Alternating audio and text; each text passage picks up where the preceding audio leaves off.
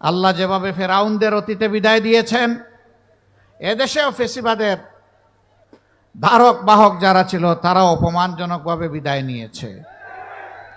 এমনকি যাওয়ার সময় নিজের সহকর্মীদেরকেও বলে যেতে পারেনি যে আমি অমুক জায়গায় চলে যাচ্ছি। তারা আক্ষেপ করে বলেছে এমন একটি দল করলাম, নিরাপদে তিনি চলে গেলেন, কিন্তু আমাদের কি হবে তা বলে গেলেন না। এমন রাজনীতি বড় লজ্জার রাজনীতি। এই দল যারা করতেন,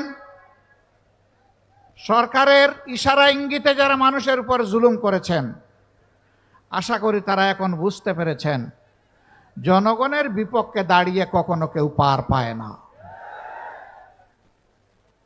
আপনারা জানেন এই সরকার ক্ষমতায় আসার পরে এদেশের 18 কোটি মানুষের উপরেই তাণ্ডব চালিয়েছিল।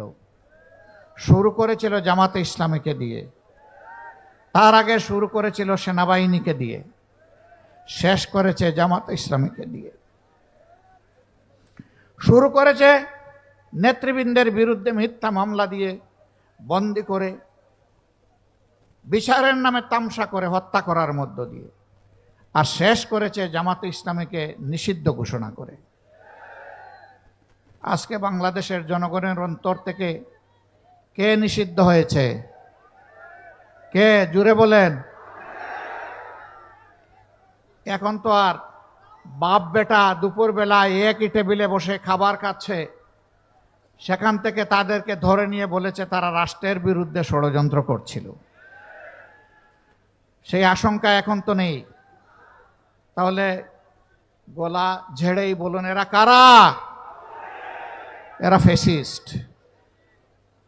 সম্মানিত ভাইয়েরা, ফ্যাসিবাদীদের পতন হয়েছে, কিন্তু